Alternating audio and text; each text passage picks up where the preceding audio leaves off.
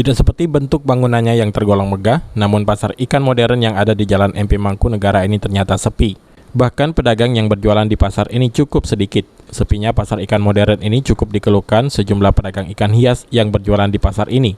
Mereka mengalami penurunan omset yang cukup drastis. Menurut sejumlah pedagang, saat ini pendapatan mereka minim. Bahkan untuk menutupi sewa bayar lapak pun mereka mengalami kesulitan karena sepinya pembeli yang membeli ikan hias.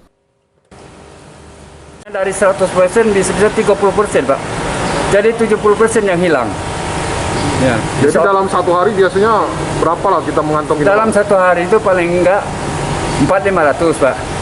Kalau sekarang ini 75, 100 itu. Jadi melepaskan sewa lapak, Pak, gitu. Jadi terbayar juga, Pak, ya? Tidak ada, kadang terbayar, kadang hilang dapat duit ya adalah dapat, cuman nggak setimbal yang apa yang kita kerjakan ya. Cuman masih butuh proses lagi. Artinya masih sepi, Kak, ya? Masih sepi. Nah, ini sejak diberlakukannya PPKM ini bagaimana, Pak? Tambah lagi, tambah sepi. Pengunjung juga tambah sepi, takut masuk kan. Penurunannya sampai berapa ini? Kalau penurunnya kalau dihitung persentase bisa hampir 60%.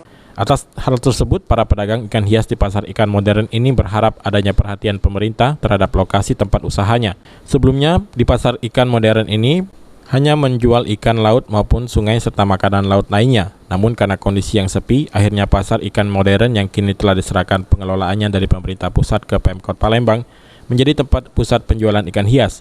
Namun nyatanya hingga kini pasar ini pun masih sepi dari pembeli maupun pengunjung.